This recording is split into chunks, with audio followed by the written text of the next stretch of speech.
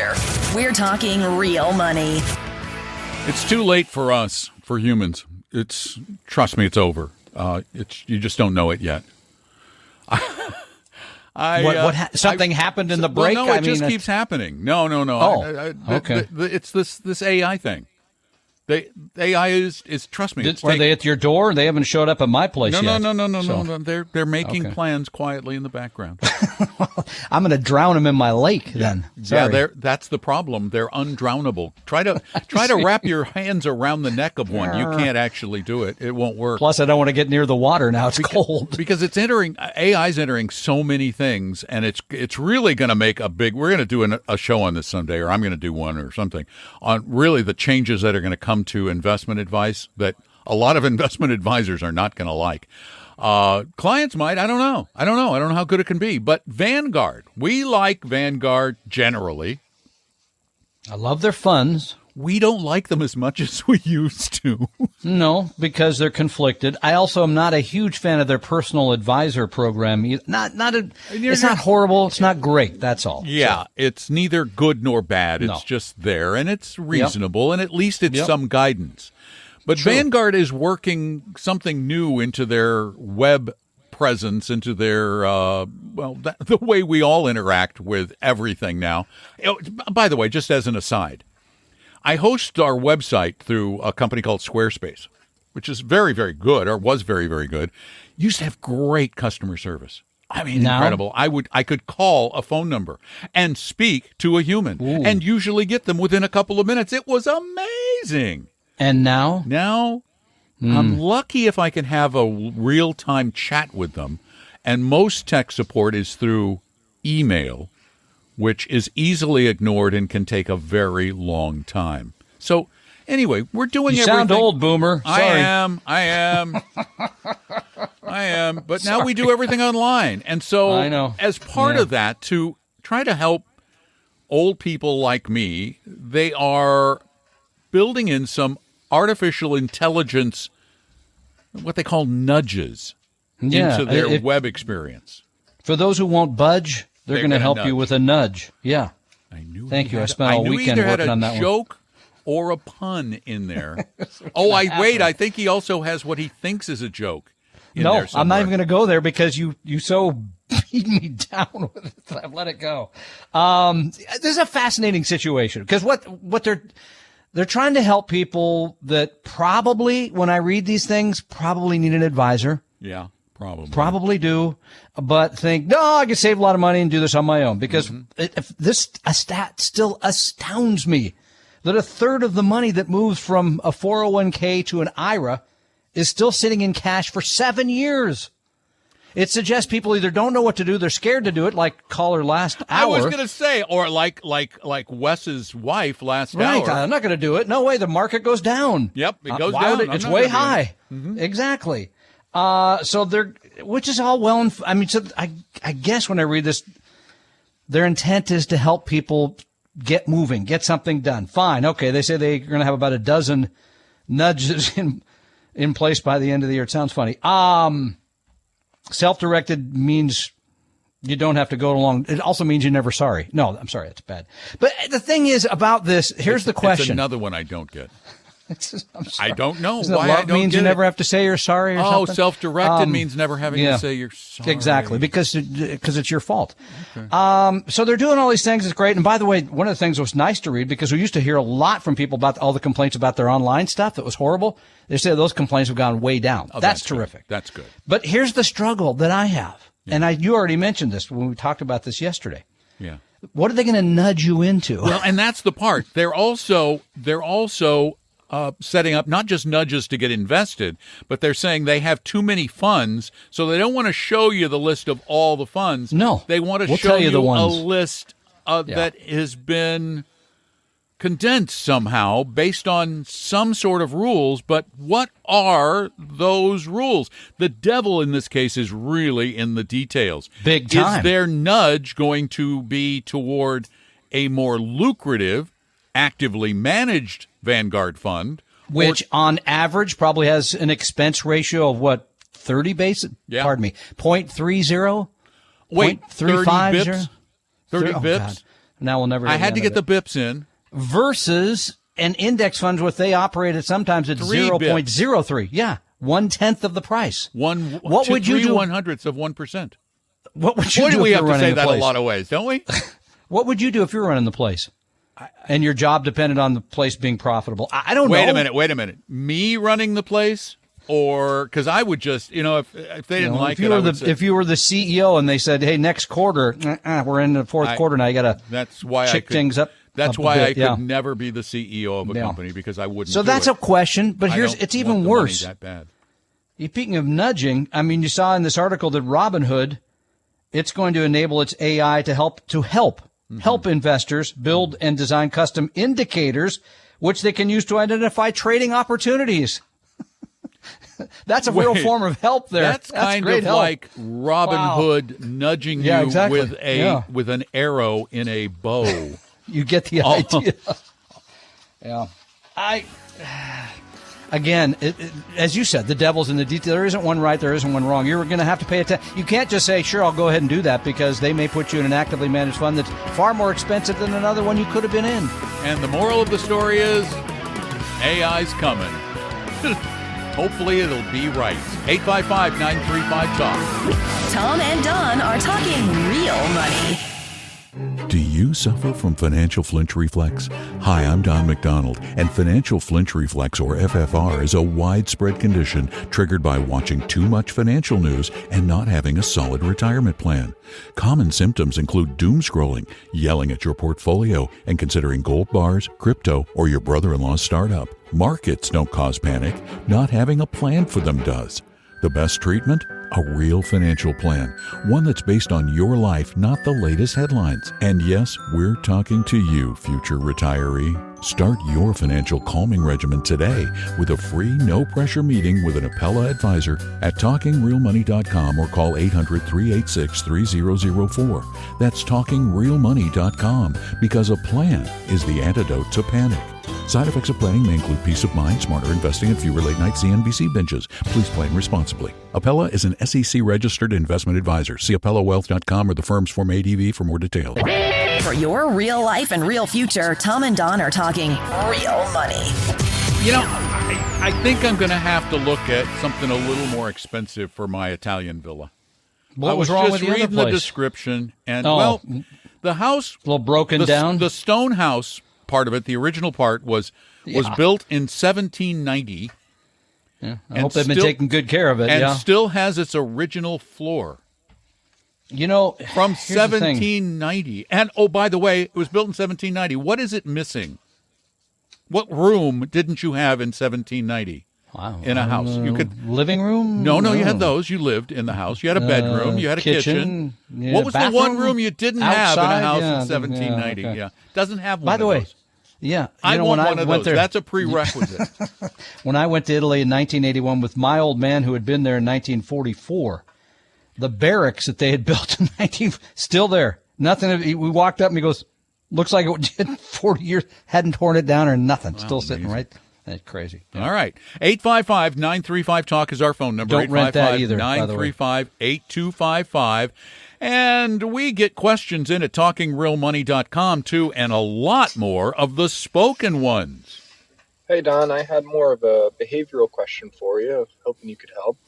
I'm one of the people that bought at pre-COVID house pricing and refinanced at COVID interest rates. So now I'm, my mortgage payment is very low, and it's, at 2.19%. And me and my wife are in our starter home that we were planning to stay in for 5 to 7 years. And it's already been 8 years, and, we're not even actively looking for the new house. And we're kind of thinking we're ready to start looking, but we are wondering how much house we can buy. We have a very strong income. I bring in about $800,000. She brings in about $70,000. We have very small student loan payments. We really live within our means and don't spend very much money. But we're worrying that we're missing out on life a little bit too, by being in this, smaller house and, holding back on some of the fun that we could be having in life. So I'm kind of looking at what I could maybe afford for a house. I know White Coat Investor, someone else I listen to, says your mortgage shouldn't be twice of your gross income. When I look at my current house payment being $1,700 a month, and then I look at what that payment would be, it's obviously a big amount more, but at the same time, we do have that really strong income. We do all the right things as far as maxing out all of our retirement accounts. And right now, with all the extra money, we're throwing it into our taxable brokerage account, which is now our largest one. And I just think that we are not balancing life very well as far as spending versus saving. The White Coat guy said something on a recent podcast that there's no point in being the richest doctor in the graveyard, and that kind of hit home. So I was just wondering if you guys have any recommendations for how much house you can afford, and if you just had any other comments on that topic. Thanks. Something he said. He said 800,000. Sorry, he said 800K a year in income, right? Yeah. I hear that right? Okay. Yeah. That's what he said. Okay, wow. but here's, I'm going to go back to something that struck me, just right off the bat. When he said, we want to live life more, but they need a bigger house to do it. What is the house part of life that they're missing, I was wondering? Yeah, that's an unusual. Well, if you're cramped and you're uncomfortable, then I guess you want a lot more space. Yeah, because you and I don't face that. I mean, the typical rule of thumb is 28%. I was going to say a third. 28% is the rule of 25 to 30% of your gross income for PITI, payment, interest, tax, and insurance. Which means he could buy something else, keep the other one if he wanted, because not even spending that. Yeah, here's the thing. We've talked about this. You're stuck in that home because you don't want to sell it with a low interest rate. It sounds like to me too, right? That you remember you got the very 2%er, and now you're going to pay something in the 6s. Mm-hmm. Well, my take is get over it. You have the income to pay the additional interest. If it's a lifestyle situation, go ahead and take the jump. And remember, you can always refinance that if rates go down. Yeah, can't guarantee that, but other than that, no. I see and pay off those student loans too. Why are you sitting there saving money and paying on student loans unless there's zero rate student loans? There were some of those. Okay. There were some of those. Yeah. You don't pay off anything that's below 4% right now in this environment. I'd say 5, but okay, sure. Definitely below 4. Yeah. And again, I would buy something if you really want to for your lifestyle. But what is it that you want to do that makes you feel like you're living life? Is it the house or is it other things? Then you go with the cheap house and you go and spend money on other stuff. Tom and Don are talking real money.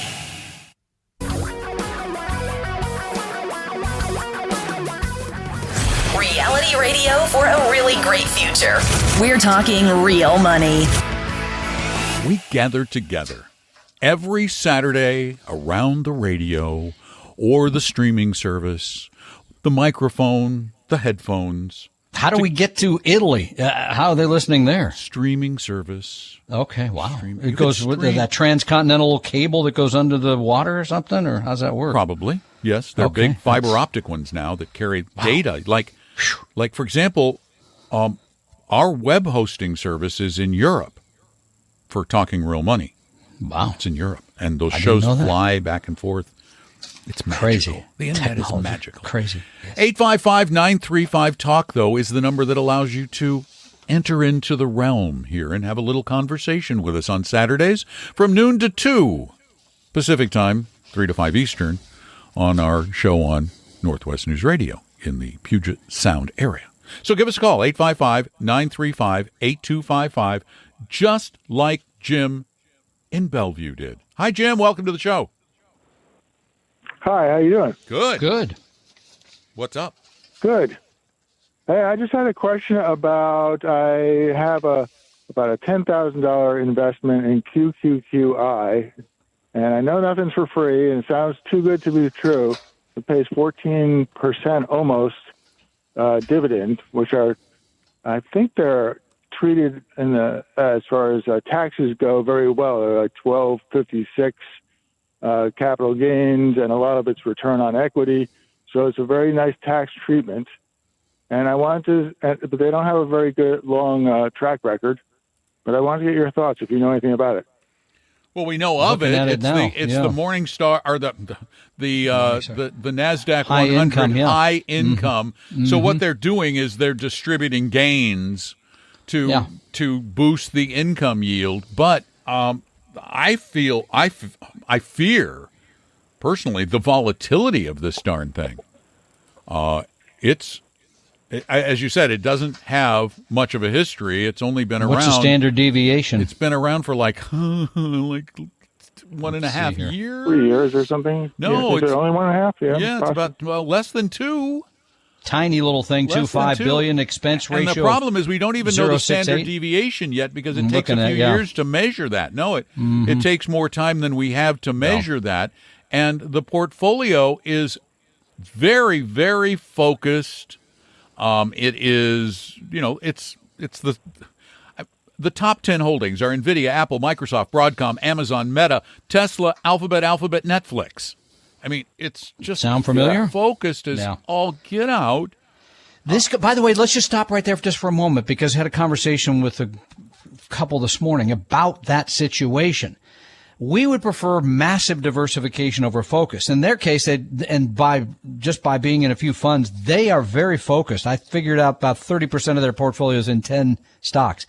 We don't want to do that because that's too much risk. Go ahead. I think that QQQI makes the dividend by trading options, is my understanding, and it follows if you. Yeah, but that you can lose because you can lose your securities if you don't move options right. Yeah, and that's why you're getting a capital gains tax treatment from the option trading.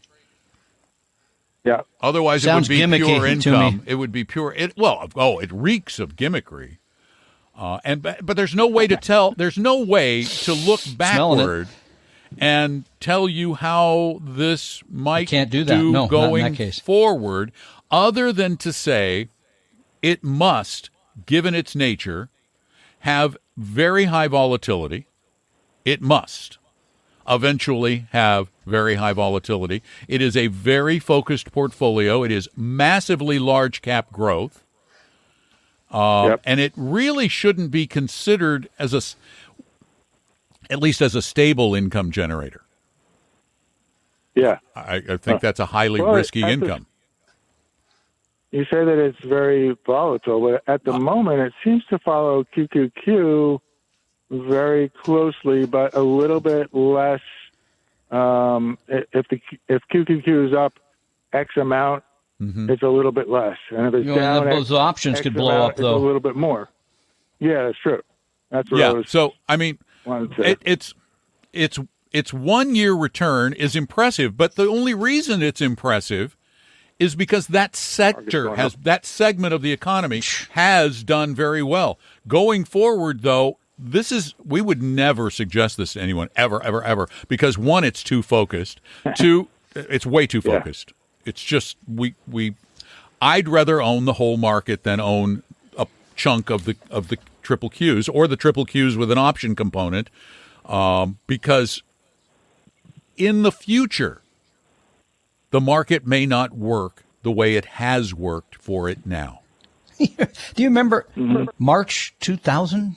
This is what it feels like with technology to me. It's just gone because it's gone so parabolic. Well, no, it's not just that. It's also the option writing strategy. That aside, that sector of the market has been so good that you just wonder. And I'm not saying it's going to happen, but it just has that feel to me. That's why I'd rather be diversified and be in things that are not as exciting, international small cap value, emerging markets, which are also having a great year. But they're not a gimmick. Those are investments in companies and countries and actual economies, not somebody trading options. That I don't like. So even having that in your portfolio as part of your diversification, we would find that. No, we would not own it.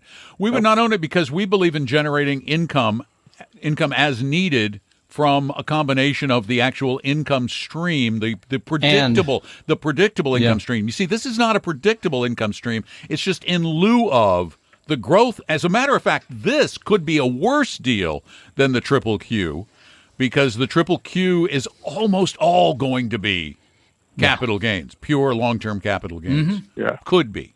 So It's not something we'd favor. No, sir. Thanks so much for the call. We've got to run. That's what that music means. It means get the heck out of the way.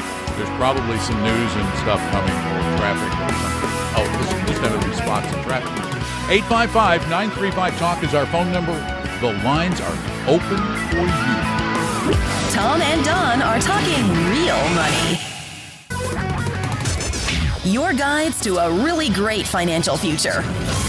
Tom and Don are talking real money. I want to simplify this whole because we get this call a lot about covered call writing funds of various types. QQQI is just another covered call writing fund, basically. They own the QQQ, the NASDAQ 100, which is heavily tech-oriented. Then they sell other folks the right to buy those stocks at a slightly higher price, and they get a premium for that. Yep. Sometimes that works really well.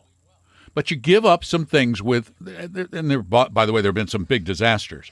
In the early 2000s, covered call writing strategies fell apart because the markets were soaring and the covered call writing wasn't keeping up with it. 2008, covered call writing strategies lost almost as much as just buying the stocks.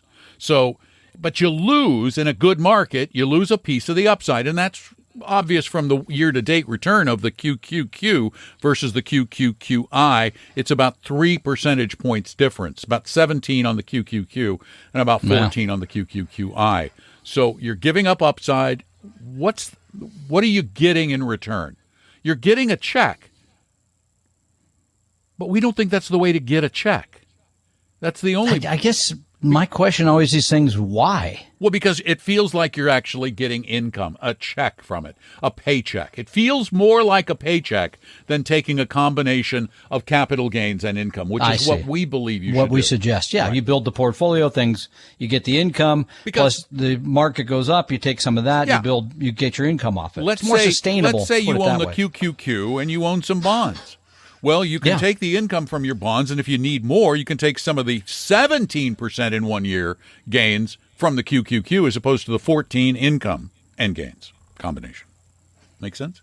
Sounds complicated to me. It is complicated. Covered call writing, actually all option strategies add a layer of complexity and another. And by the way, I didn't even get into the downsides of options when you get into counterparty risk. And the pricing mismatches, the valuation problems that occasionally creep into the market because it's a trader's market. And sometimes the counterparties don't honor contract. All kinds of horrible things have happened. You know, I was at a few counterparties in the 70s and 80s. I don't think I want to go back there. I think it didn't turn out well. So he waited all show to sneak a joke in. No, there's a couple puns earlier. No, they weren't. I don't think so. Were those puns? Did I miss those? If you'd like to talk with us live, call us on Saturdays at 855-935-TALK between noon and 2 Pacific, 3 to 5 Eastern, like now. This is now, unless you're listening to the podcast. Time to do it. If you're listening on Wednesday, it's not now. If you're listening on Saturday, it is now. Yeah. There. This is the moment. Otherwise, go to talkingrealmoney.com and you can speak your questions or you can type them. Tom likes the typed ones. I don't know why. Yeah, I like paper. There are a lot of trees around here. Shauna writes us from Muskegon, Michigan. Tom and Don, and maybe Roxy. Hello. First, you're amazing. I've listened to every episode for years.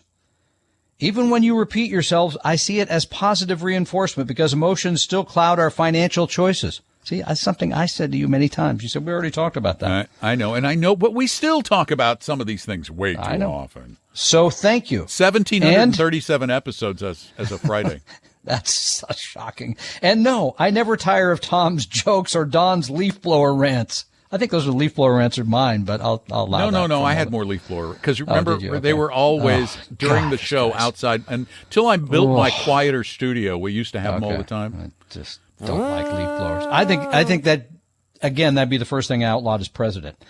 My question, this comes from Shauna, is about 529 plans. It sounds simple. Sign kids up, put money in. But on the Utah My 529 site, there are many choices. It's overwhelming.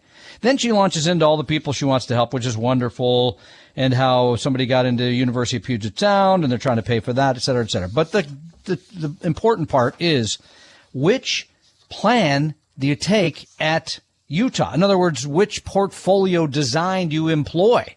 Because I always forget there's a lot of, there's static or target date funds. There's create custom age portfolio, custom static, et cetera, et cetera. She goes through all the choices. There's a lot here. And she doesn't even mention the one that I think is best. That's the age-based. Age-based. That was going to be what I was going to suggest. I've used that for years. Yeah, it's super, super simple. Just ignore. Yep. Again, we've mentioned this in the last hour, the last show.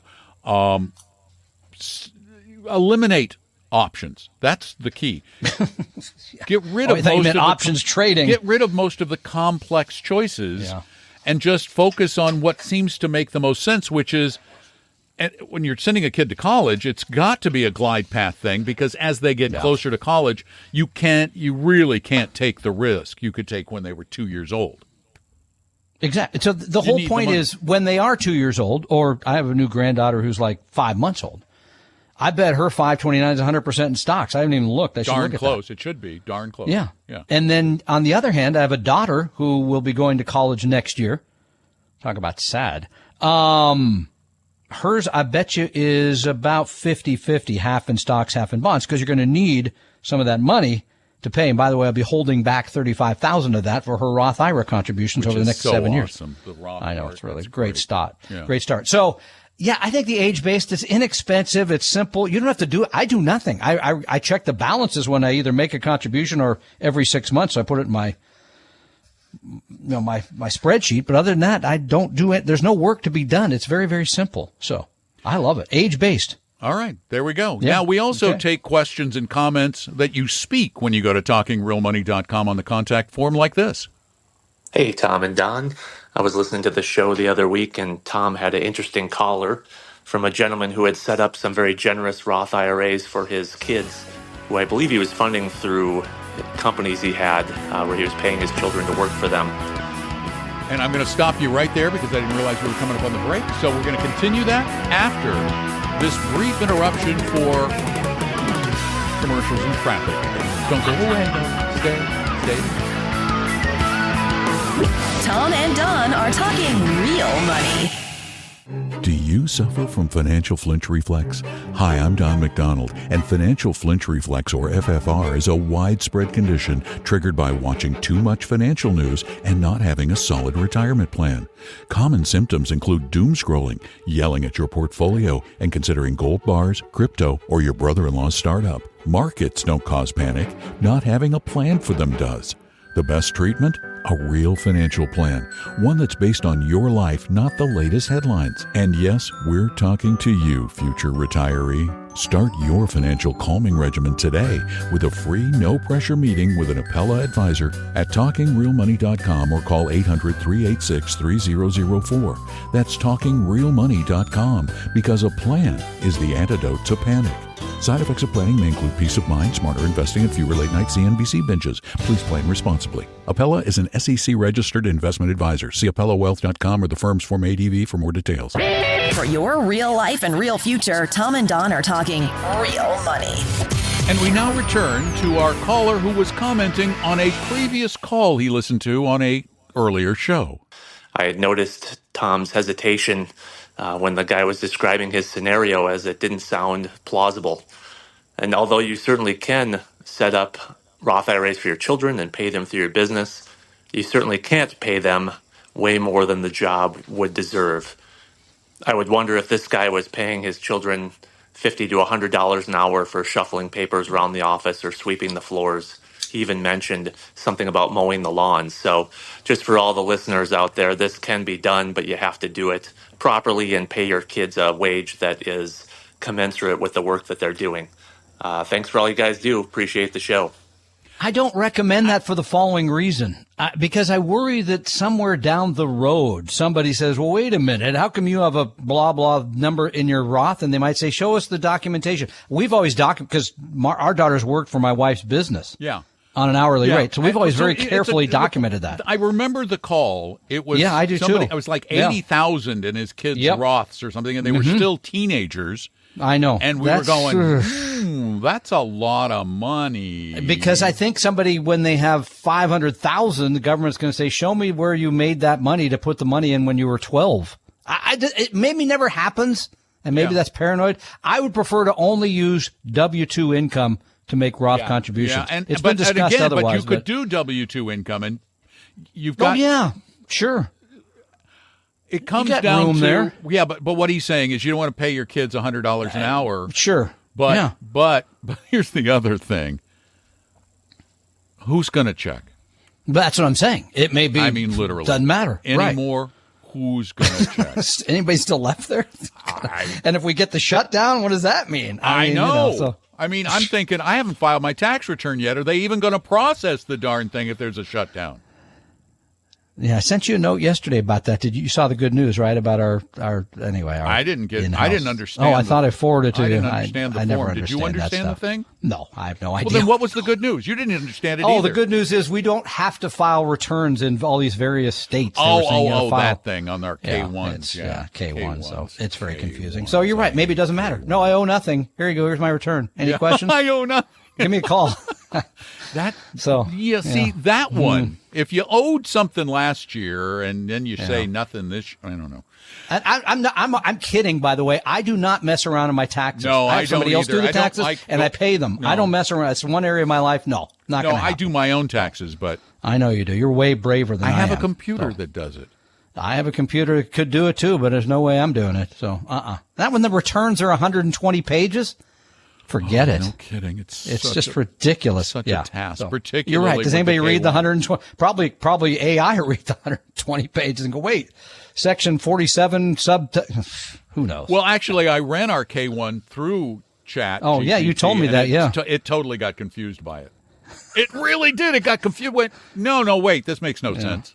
So I'm going, if it makes no sense to you and your artificial intelligence. How am I going to figure it out? I got analog intelligence. It doesn't work. It doesn't work that well. With a much slower synapse.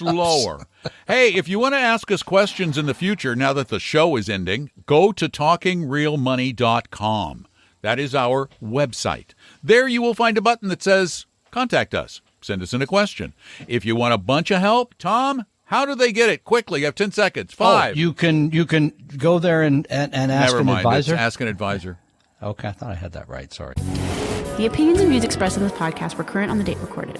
Opinions, estimates, forecasts, and statements of financial market trends that are based on current market conditions constitute our judgment and are subject to change without notice, including any forward-looking estimates or statements which are based on certain expectations and assumptions. Although information and opinions given have been obtained from or based on sources believed to be reliable, no warranty or representation is made as to their correctness, completeness, or accuracy.